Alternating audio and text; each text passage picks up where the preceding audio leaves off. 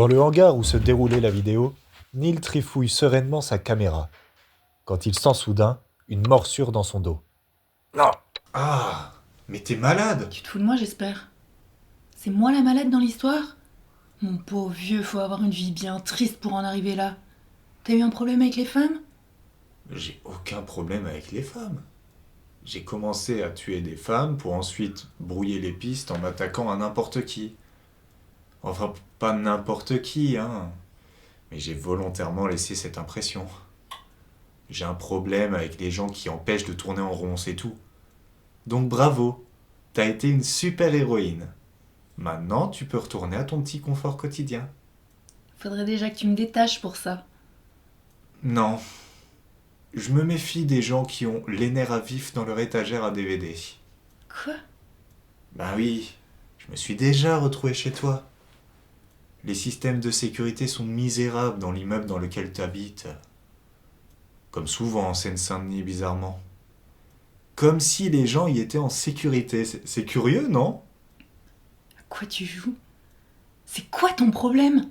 Écoute, je sais que ton petit pote planque pas mal d'argent. Je veux pas le ruiner. Je veux juste prendre ma part à la petite fête. T'as été chez Vincent? Non, j'ai pas eu besoin. Pour un flic, en fait, ton Vincent, il se méfie pas des masses des réseaux. C'est plus aussi sécurisé qu'avant, WhatsApp, c'est bien connu. Bon, écoute, faut quand même te remplumer. Sinon Vincent, il va pas vouloir de toi, hein. De toutes mes grichonnes. C'est si aimable de ta part. Si aimable. C'est bien normal, t'es si conciliante. Cette affaire est plus facile à mener que ce que je craignais, hein. Tu sais y faire. C'est pas pour rien qu'on t'a surnommé Scredo après tout. Neil déglutit, lève les yeux de la bouilloire et se retourne lentement vers Lisa.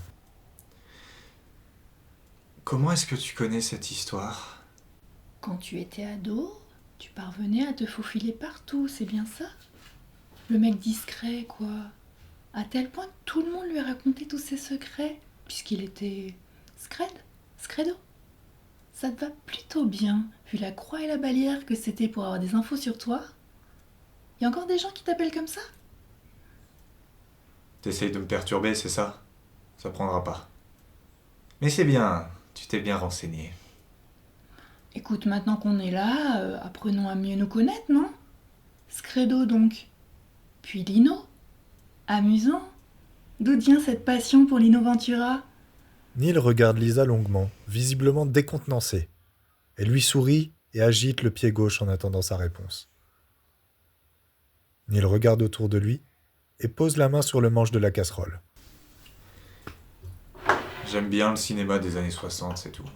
Je connais les répliques de Lino Ventura par cœur. Sauf dans L'aventure, c'est l'aventure. Pour moi, ce film n'a aucun intérêt. Aucune action, rien. Et puis, ça vient des longues soirées cinéphiles, dans ma longue vie d'adulte. Voilà, t'es contente comme ça? Neil remplit une casserole d'eau pendant qu'il parle, puis il lance la cuisson. Je suis désolée de revenir là-dessus, hein. Ça gâche un peu un moment joyeux pour une fois. Tu crois vraiment que ton plan fonctionne? Je suis sûr de ça. Et pourtant, il est où ton téléphone? Mon téléphone. Je l'ai planqué pendant qu'on papotait. Qu'est-ce que tu racontes? Neil fouille ses poches et ne trouve rien. Il panique et se précipite aux quatre coins de la pièce. Lisa profite qu'il s'éloigne d'elle et que la situation le permette pour prendre la casserole et la lancer sur Neil. La casserole atterrit sur le genou de Neil, faisant de larges éclaboussures, avant de retomber sur le sol. Ah! Putain de connasse! Pauvre type. Lisa essaye de s'enfuir, mais la porte semble bloquée. Elle force et arrive à pousser suffisamment pour l'ouvrir. Elle s'apprête à courir, mais Neil, rampant, la saisit à la cheville. Ah!